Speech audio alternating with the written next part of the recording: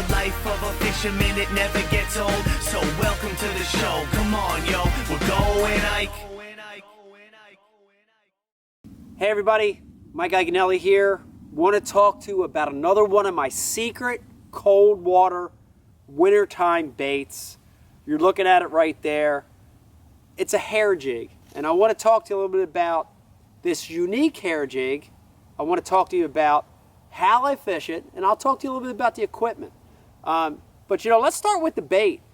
And a lot of times when people hear the word hair jig, they assume it's in one of the traditional categories.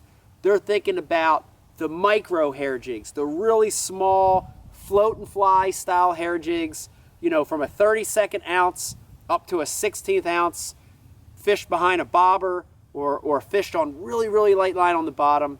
Or when you say hair jigs, people think about that really big bucktail style, structure fishing, deep water fishing style jig, a lot like they use in the summertime. But for me, this is that medium-sized bait. The mid-sized hair jig has become a real secret for me, a real killer when that water gets cold. And in this bait, you know, there's a couple real keys to what you're looking for. You know, on jig head weight, I want something from a 1/16 of an ounce all the way up to about a 1/4 of an ounce. And I want a hair jig with a long amount of hackle on it. Not a short little micro hair jig, but a big amount of hackle. And if you look at that, I want something with 1.5 inches to 3 inches of length on that hackle. There's a lot of different kinds of materials you can buy, from marabou to deer hair to bear and rabbit.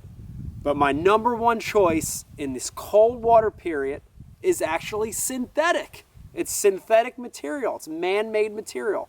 And the reason that I want that kind of hackle on this hair jig is because of buoyancy. And this bait on the fall is actually going to almost float down real slow. Just like a suspending jerkbait, just like a weighted crankbait, this bait's going to be almost neutral buoyancy and sink very slow. In that cold water period, it's absolutely critical to get that bait to fall real slow.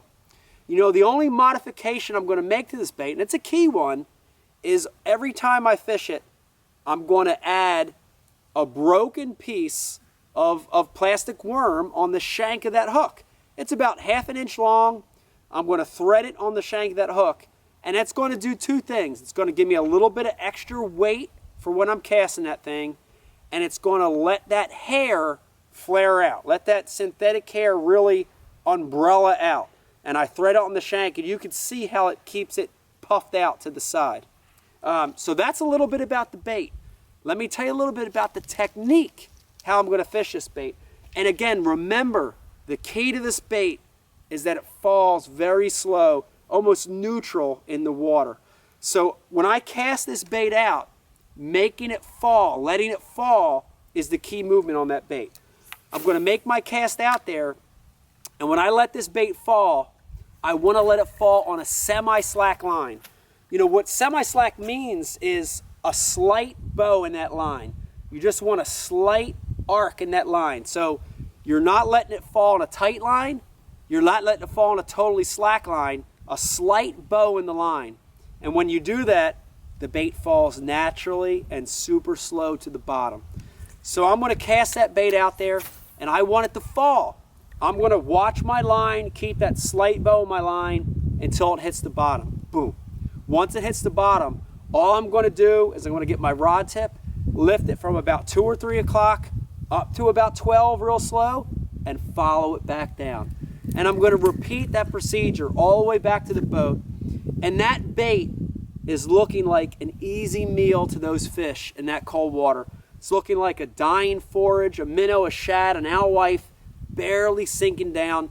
Really easy meal for those fish in cold water. You know, as far as line and equipment, it's real critical to this hair jig presentation. You know, on line choice, I always want to throw this thing on light fluorocarbon. Light fluorocarbon line is dense, it's heavy line, it sinks, and that's going to give the bait the most action. I like 6 and 8 pound Berkeley trilene fluorocarbon. You know, on the rod and reel, for sure, this is a finesse spinning rod application, but I want a long spinning rod. I want to use the length of that really long spinning rod to help me cast this light bait a good distance. So I use a 7.4 to 7.5 foot medium action spinning rod. Really key to use that longer rod. And then finally on the reel, I like to bump up one size in the reel for what's normally spec'd. So I like a 40 size reel, spinning reel, to handle that fluorocarbon. And remember, never overfill that spinning reel. Leave at least 1/8 of an inch of that spool exposed and you won't have that twist problem. Let me tell you, in the wintertime, in cold water conditions, when things get tough, and they will, try this secret hair jig technique with this equipment, and you're going to put some fish in the boat, even when it's cold. I promise.